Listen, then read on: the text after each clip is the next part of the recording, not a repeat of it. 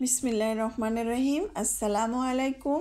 Hello everyone, কেমন আছেন সবাই? আশা করছি আল্লাহর রহমতে সবাই ভালো আছেন। বেলি কিচেনে আপনাদের সবাইকে জানাই স্বাগতম। আজকে আমি তৈরি করে দেখাবো পাতাকপির মুচমুচে পকোড়া। শীতের সময় পাতাকপির বড়া না খেলে যেন জমেই ওঠে না। শীতের বিকালবেলা, সন্ধ্যাবেলা আর এই পাতাকপির বড়া খেতে ভীষণ মজার। তো চলুন দেখে নেওয়া যাক।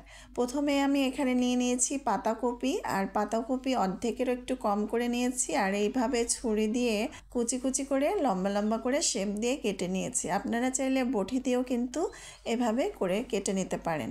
তো আমি একটা বলে নিয়ে নিলাম, নিয়ে এখানে একটু পরিমাণ মতো লবণ দিয়ে তো এখন আমি একটু মাখিয়ে এভাবে 10 মিনিটের জন্য রেখে দেবো। আর 10 মিনিট পর এই যে দেখুন পাতাটা কিন্তু নরম হয়ে গেছে। আর এখন এখান থেকে একটু চিপড়ে আমি পাতাকপিটাকে পানিটা বের করে নেব। এখন শীতের সিজন, এখন এই বেশি বেশি করে পাতাকপি পাওয়া যাচ্ছে বাজারে। এখন এরকম বড়া বা স্ন্যাক্স তৈরি করে খেলে খুবই ভালো হয়। এই যে দেখুন আমার এটা চিপড়ানো হয়ে গেছে। আর এখন আমি পাতাকপিটা ভালোভাবে মাখিয়ে নেব। এখানে নিয়েছি বড় সাইজে 3টা পেঁয়াজ কুচি করে নিয়েছি, আর কাঁচামরিচ 2টা কুচি করে নিয়েছি, আর ফ্রেশ ধনিয়ার পাতাটা আমি এখানে দিয়ে দিয়েছি। আর দিয়ে দিলাম হলুদের গুঁড়া, জিরার গুঁড়া পরিমাণ মতো করে, লবণ দিলাম স্বাদ অনুযায়ী, আর এখানে একটু চিনিও ব্যবহার করেছি, আপনারা না দিলেও কোনো সমস্যা নেই।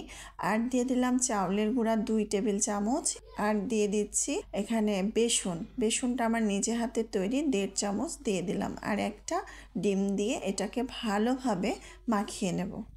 হাতের কাছে কিছু না থাকলে সহজভাবে এই পকোড়াটা কিন্তু তৈরি করা যায়। আর এখানে আমি একটু ময়দা ব্যবহার করেছি, আপনারা চাইলে না দিলেও হবে, তবে ময়দাটা দিয়ে দিলাম যাতে একটু আঠালো ভাব হয়, যেহেতু আমি এখানে আটাটা ব্যবহার করিনি, চাউলের গুঁড়া আর বেসনটাই দিয়েছি।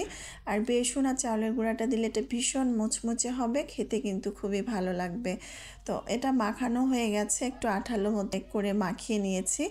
আর কড়াইতে আগে থেকে আমি তেলটাকে গরম করে নিয়েছি, আর তেলটা গরম করে এখন আমি পকোড়াগুলো এক এক করে দিয়ে দেব। মিডিয়াম টু লো আঁচে রেখে দিয়ে আমি পকোড়াগুলোকে ভেজে নেব। আমি সরষের তেল দিয়ে ভেজে নিয়েছি, আপনারা সয়াবিন তেল দিয়েও ভেজে নিতে পারেন। এই যে দেখুন আমি উল্টিয়ে পাল্টিয়ে দিচ্ছি পকোড়াগুলোকে, আর এটা দেখতেও খুব সুন্দর হয়েছে। দেখুন কালারটা কতটা সুন্দর আসছে, মাশাআল্লাহ কি সুন্দর, এখনই খেতে মন চাচ্ছে, তাই না? তো আশা করছি আমার এই ভিডিওটি আপনাদের ভালো লাগবে। ভালো লাগলে পাশে থাকার অনুরোধ করছি। তো আমি এক এক করে বাকি পকোড়াগুলোও ভেজে নেব। তো ভাজা হয়ে গেল, দেখুন কি সুন্দর ভাজা হয়ে গেল, কালারটা সেই এসেছে, খুবই মজার। উপরটা যেমন ক্রিস্পি হয়েছে, ভিতরটাও খেতে সেই মজা হয়েছে।